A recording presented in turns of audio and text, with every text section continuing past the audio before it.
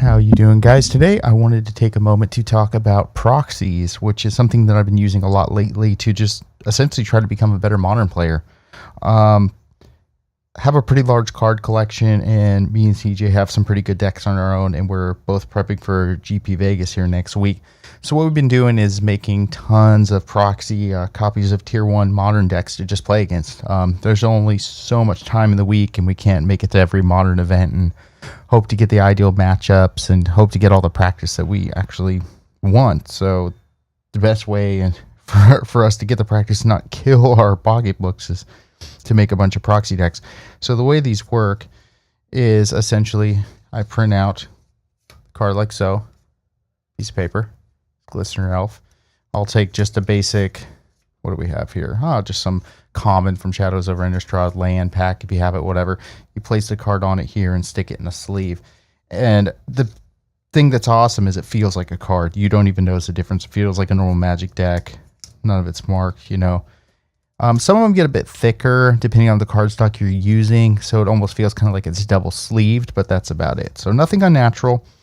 So it's pretty cool. So what I have here is Infect, which is, you know, kind of diminishing it, but I still like to practice against it. We have Affinity, and thing that's cool is, you know, you can do expeditions and inventions, artwork, and all kinds of stuff for, you know, the Mox Opals and all that. So standard Tier 1 Affinity. And the list I use as I go to MTG Top 8 and I look at the just the ones that are winning the most. So whatever the most recent winning deck of this format is, like, so the latest winner for Affinity, I use that.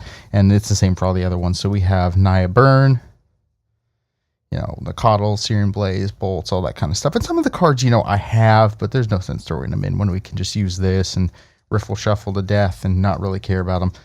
And then we have, actually just did this, which is Storm. I haven't even separated it, so it's all ready to go. This I did on this is a newer one I did. And it's kind of a thicker cardstock paper, and it feels really nice. It turned out great. This is definitely the best ones I've done so far. And what I'm about to just start chopping up is Eldrazi Tron. So this is basically how they come out. There's a few different websites you can use, and I'm going to put the links for all of those below, and they come already formatted. So you literally don't have to do anything but just dump the deck list right in there. Just copy paste the entire deck list straight off MTG Top 8, Tapped Out, MTG Goldfish, anything else, and you're good to go. Print them out in your disco. This one, sideboard, everything. Super, super easy. Highly recommend you do this. Him and I can just sit and play game after game after game. We already have the Death Shadow decks built. He's got Jund Death Shadow, so I get to practice against that. So I'll get plenty of games in against Eldrazi Tron, against Affinity, against Storm, with mine just round after round after round after round. And combine that with all the play testing that we can do online too with Cockatrice and X-Mage. We're getting so many games in. It's insane.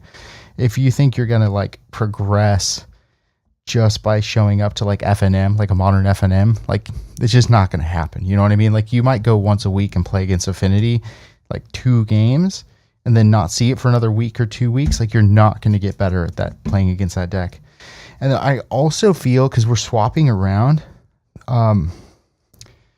you learn about a deck and how it works playing against it, but almost there's more information to be gained when you're actually having to learn how to pilot them.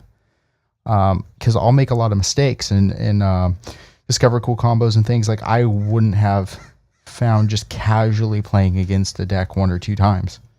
Like Storm has a lot of intricacies to it, and like certain combinations of cards you have to do at certain times, and you run your cantrips, and you have to know what to scry, what not to scry.